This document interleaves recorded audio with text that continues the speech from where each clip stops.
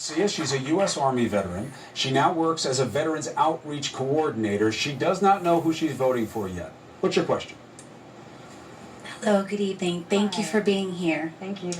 Dr. Stein, I have a little bit of a concern.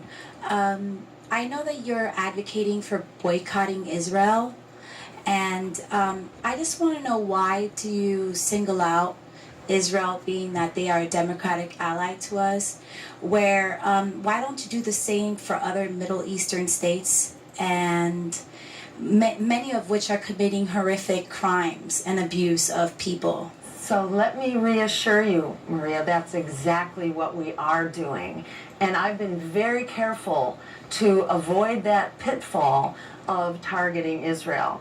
And what we say is that we are turning over a new chapter, because we ourselves have been as guilty of this as any of our allies.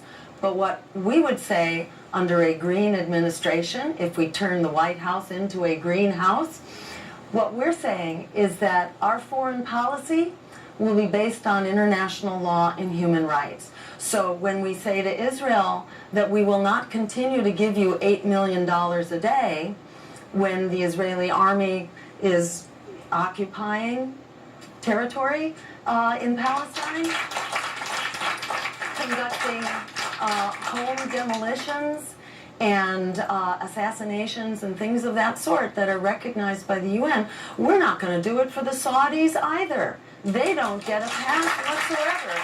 Nor, for that matter, does Egypt get a pass with their incredible human rights violations, and we're giving them not as much, but we're giving them billions of dollars. Have you advocated to boycott Saudi Arabia? Yes, absolutely. That's right.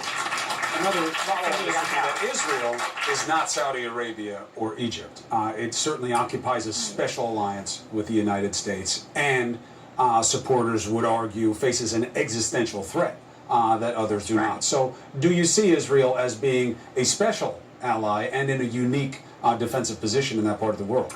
Well, you know, I happen to be of Jewish origins, so yes, I have a special connection to Israel, and I have family members who are living there part-time.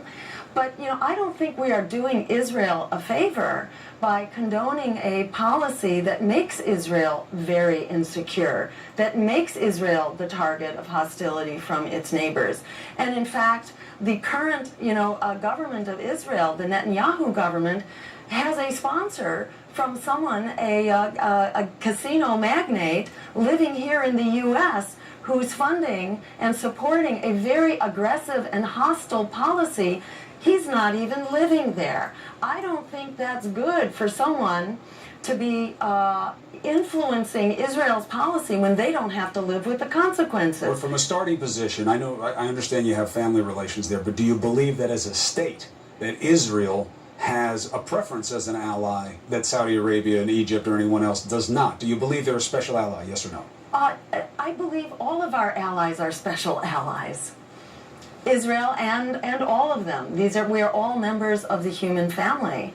I think we have responsibilities to everyone to create a world that works for all of us. And by sponsoring a very hostile military policy that violates international law, that doesn't do us any favors. There are people in Israel who are really working for human rights, who are actually building community with the Palestinians. There are human rights groups that are building trust, that are building community, and that are building confidence. These are the groups that we need to be lifting up to create a Middle East that's going to work for everyone. Let me get another question here. Lacey Dickinson.